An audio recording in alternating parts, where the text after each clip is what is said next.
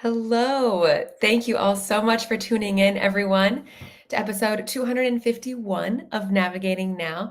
My name is Makenzi, Coan, consultant here at Thoughtium, and I am so excited to be live here this Thursday, where we go live every week, 3 p.m., rain or shine, here on thoughtium.com/live. This week, I'm really excited to welcome you to our Perspective series, Building Human AI Human Teams, the effects on leading and learning. Now, if you're like me, you've been inundated with all things generative AI, from how it will be one of the biggest disruptions of our lifetime, to the massive environmental and social impacts, to the investment organizations are making on having AI leading performance, to the way it seems to pop up everywhere, from the doctor's office to the home office. But the question I find myself asking is, what will the effect on people be? Specifically, the leaders and learners of so many organizations that are faced with this uncertainty and questions and integration requests, and how we might understand and just anticipate the challenges that this new bot on the block really brings to the neighborhood. So, to help me tackle this topic, I'm so excited to be joined by Michael Nordstrom, Vice President here at Thoughtium, a charismatic people and technology leader. And on today's episode, Michael and I are set out to explore what are the effects on leading and learning when AI is incorporated into the daily work of teams? And what does it mean to really stay human centric in this technology wave? So, Michael, thank you so much for joining and tackling this big topic with me today. How are we doing? Doing great. Really excited to dive into this conversation as it's something that honestly I'm thinking about every day right now. Yeah, it's a pressing one. It's an important one to talk about. For sure. So, Michael, first, let me just ask you, like, in terms of what you're seeing for AI adoption, both personally and with the leaders that you work with, like, what are your reactions to some of the challenges that folks are faced with when you're trying to adopt? Good question to start off. So I'll say, personally, the way it's showing up for me, right? I'm quite frankly using AI almost daily. Actually, I'm definitely using it daily. I'd say it's been so useful in a lot of the tasks that we're doing, particularly in the discovery process. I'm loving Notebook LM. I'm using it to help me refine a lot of my comms. I love that little Google feature that allows me to refine the email right before I send. So honestly, I'm using it personally in a lot of spaces I didn't necessarily expect as a way to enhance my work and check for biases. I will say maybe like more within our clients, most of our clients, as you know, right, they're like learning and development professionals, enablement professionals, Mhm. HR folks. It's interesting because a lot of their roles are changing. We're seeing them all being now tasked to sort of roll out AI in this fast and furious, top down, full steam ahead approach.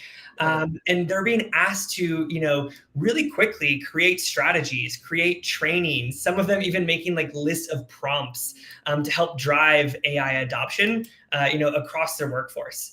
And I'll say, it's a real challenge for them. It's not really creating enough space for experimentation. Teams still are struggling to have this like kind of common language or common approach to AI, which brings me to maybe like what I'm seeing sort of at this team level. Mhm. So I think this is the most interesting phenomenon is that, AI adoption, even within the same team, even at the same level, is super uneven, right? So even on the same team, we're seeing varying levels of like AI literacy that's really leading to this sort of stratification in performance. Okay, Michael, I am so intrigued by that. When you say stratification and AI literacy leading to the spread across performance, can you just tell me more about what you mean there? Yeah. So okay, if you like imagine you've got like two folks on your team, same level, doing similar work streams, you might have someone who is like a super or early adopter. This is the person who's, reaching for AI first. They're experimenting with all the tools. They're, offloading a lot of things to AI, and they're using it to knock out their work a lot faster. On the other hand, you might have like the resistors or the people who are just slower to adopt these tools. A lot of them, value their own personal output that they do without AI Mhm. as superior to, work output used with AI. So, there's these definite kind of tensions and trade-offs that are starting to show up. And what that ultimately means is that you have people who are producing very different levels of output. So you have, folks on the same team who are, doing everything on their own versus someone who can do, the same quantity of work in half the time thanks to those tools. Which makes it super hard for a leader, right? How do I now manage and set expectations when part of my team is super AI literate and the other is maybe struggling to adapt, right?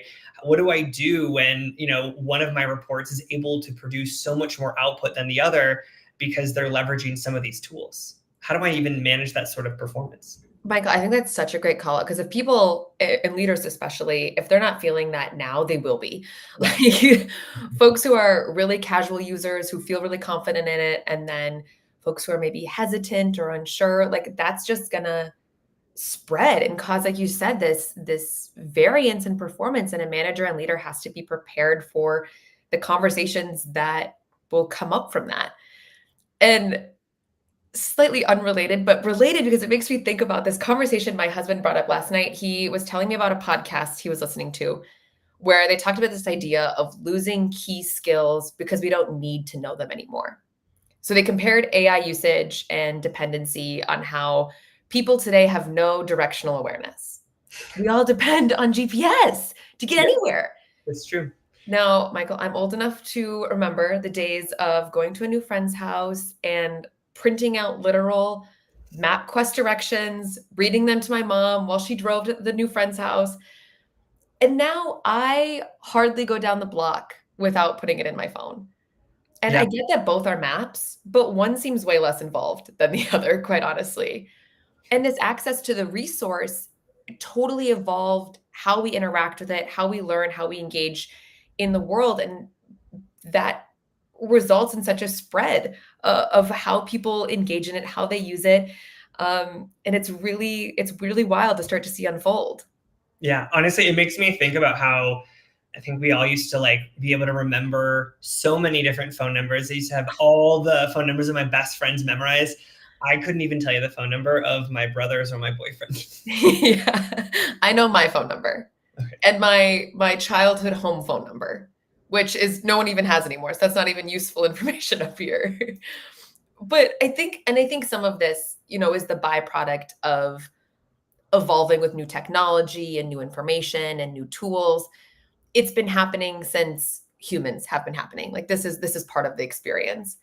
I think the concern here is that we have never been able to offload this much learning and this much thinking at this rate before. Yeah, and honestly, that's a pretty big concern. So there's like a study that came out of MIT recently where they had two different groups writing essays, and right they Mm. had one group that was able to use an LLM, the other was not, and they were measuring brain waves throughout the activity. And what's interesting is just the amount of brain activity of those who were using an LLM to help augment their work was so much less. Like they were not thinking as much. And then when they asked those groups to kind of recall some of the prompts they had written about, the folks that used the LLM were not able to honestly recall like half of what they had written. So I think it's a really good point that while these tools are offering this immediate convenience, they're helping us get our work done so much faster. There is a potential cognitive cost at stake here. that is that is wild. Like especially when you just consider the immediate decay that starts to happen. Like you just wrote the essay. How do you not know what's in the essay you just wrote? And I think that speaks volumes to how much we're cognitively offloading when we're having this artificial intelligence resource bolster our work. And it sounds like, Michael, from what you're telling me here, that starting with human brain power and then adding in AI tools to maybe expedite execution or refine your work, and then probably reviewing it again is a better approach than just turning right to AI to solve the problem or write the essay initially. Absolutely, right. And like Thoughtium, we always go by the rule of like human, AI, human.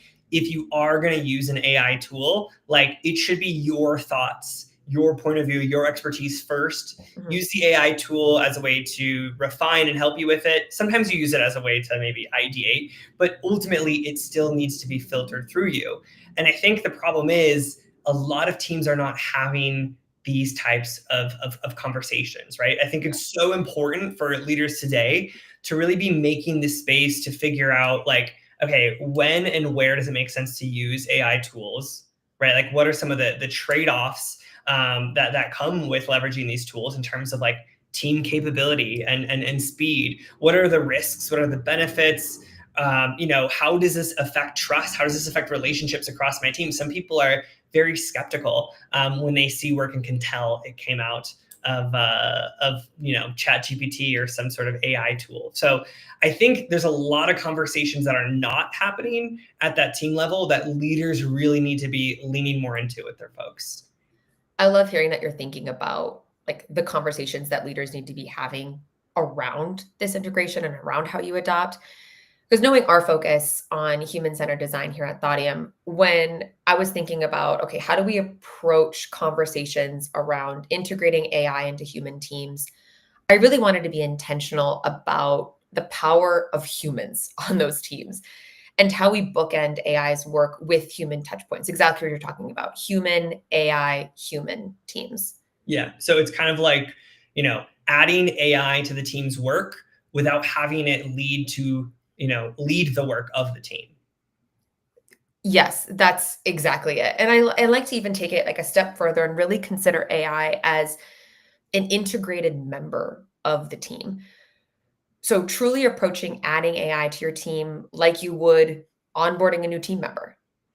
Now, I know that can seem daunting, like personifying the robot, it seems a little risky. But what this really allows for is for everyone to understand that AI is more than a tool.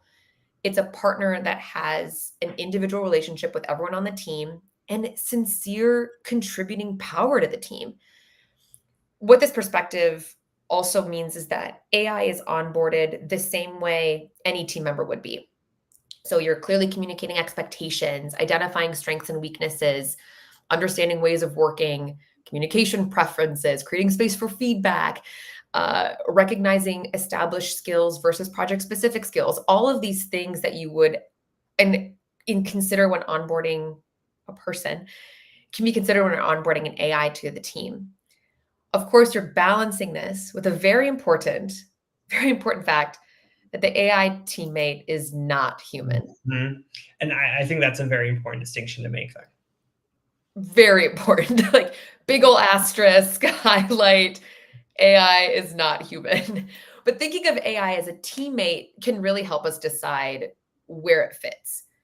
But it will never grab coffee with you, laugh at an inside joke, or rally the team through a tough sprint the way a person can. So what the human AI human teaming perspective allows for is for people to think about AI as a member of the team that needs the same validation and collaboration effort as anyone else on the team, often maybe even more so.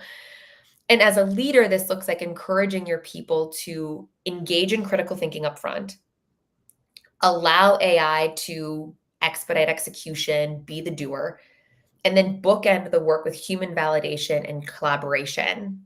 Human, AI, human. Mhm. Yeah.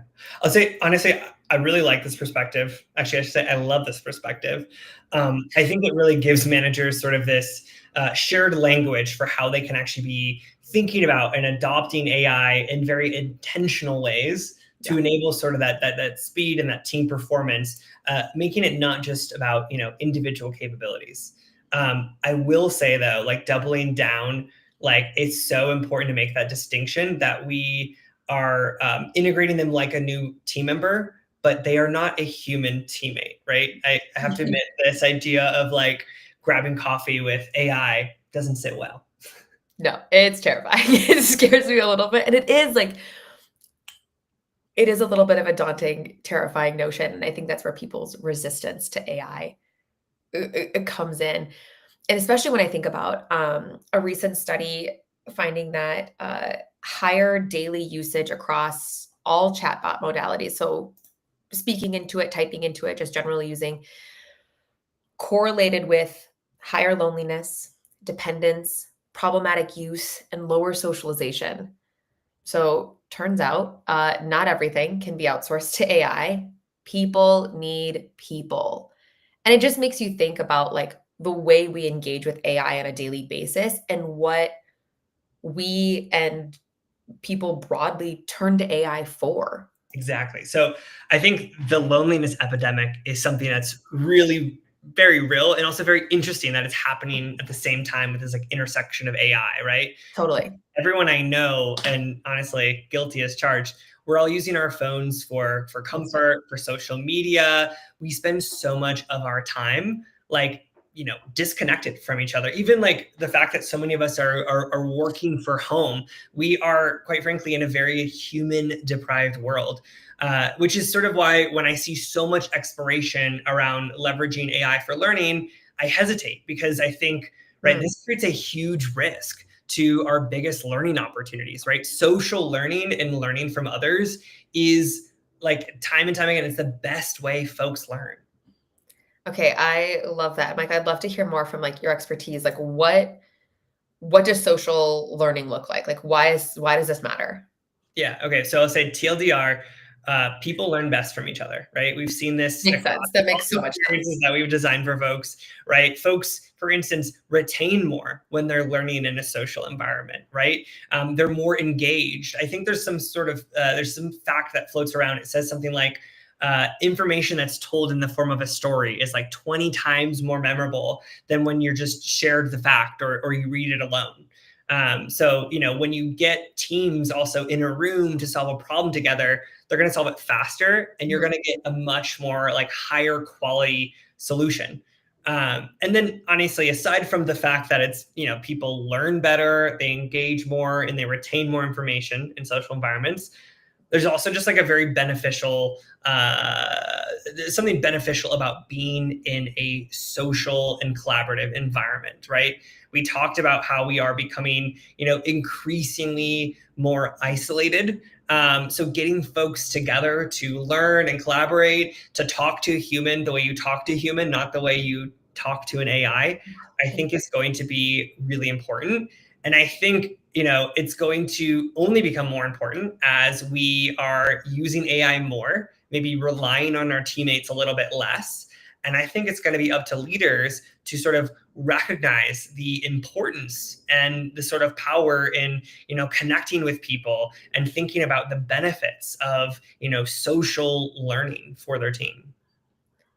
I love that this is something that's coming up because I think that this dynamic of social interaction and other people, like people, we don't realize how much we need each other. And we really do. And I think that the integration and addition of AI is going to highlight that need over the next 6 months, year, 3 years, as we start to see this rapid increase in involvement.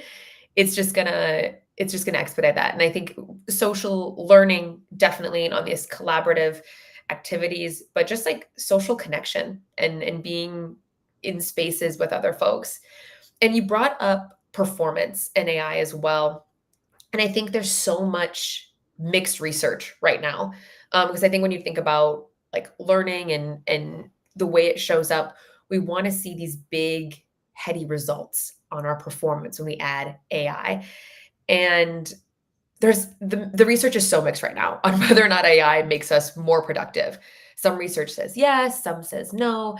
And I think it has to do with the people factor in those studies. One Harvard Business Review study actually found that despite AI's superior individual performance, the fact that bonuses were paid out to the entire team if they performed well, 84% of respondents preferred to play with their human teammates. 84%. Like, that's a huge number of folks just wanting to interact with their human partners versus the AI teammate. It turns out, again, people need people. So post-pandemic especially, I think a lot of organizations are only just starting to get back into the swing of in-person work and prioritizing non-Zoom gatherings. an offsite with the whole team is going to just be a necessary way to connect with each other, to socialize, to learn together, to engage, to grab a coffee, and especially increasing in importance as we offload the work that we do and that we would typically collaborate with a person on. As we offload that to an AI, we're going to crave that human connection. We're going to crave that socialization. We're going to want it. Yeah, I couldn't agree more. I'd say like creating the space for, human connection and the human experience, it's only going to become more important as we move into this new age. And I would also say it's going to be up to the leaders and those learning professionals to make sure that still happens. Absolutely. I think that that's crucial to this whole thing is that, and the reason that I think Thoughtium wanted to share his perspective on this hot topic, I think AI is really getting a high bubble right now. There's a lot of hype. There's a lot of things being talked about. But the thing is this will affect the people. And a lot of the people it's going to affect are the learners and the leaders out there who are being tasked with these big, heady ambitions around what AI can unlock. And it can, but it really needs to be enabled by the people on the teams, by the people who are doing it, the people that are working together, socializing, interacting. They're the action steps into this. So really, I so am excited about the future. It's a little scary. It's a little daunting. I'm not gonna lie. There's some parts of it that make me nervous, but I think with the right human-centered approach to the way we're thinking about technology, we're thinking about evolution, thinking about change, there can be some really exciting power that happens in this. I love this. Well, thank Michael. I am so excited by this conversation. I really appreciate the chance to connect, to talk to another human about this and Actually, engage. I've been an AI the whole time. Oh gosh, this stresses out. So I really, really appreciate just your insights, the research you brought to this conversation, because this is a hugely daunting topic. I think folks get really nervous about it, but I do think it needs to be talked about. I think folks need to have these uncomfortable conversations, need to bring this up, understand the challenges that we may face so that we can face them together. So thank you so much for taking the time. I had a lot of fun. I really appreciate you taking the time to connect with me today. Likewise. Thanks again for that conversation, my friend. Absolutely, friend. It's good. So thank you all so much for tuning in to Thoughtium's Perspective series, Human AI Human Teaming. Thank you so much for joining me, and we'll see you again next week, next Thursday at 3 p.m.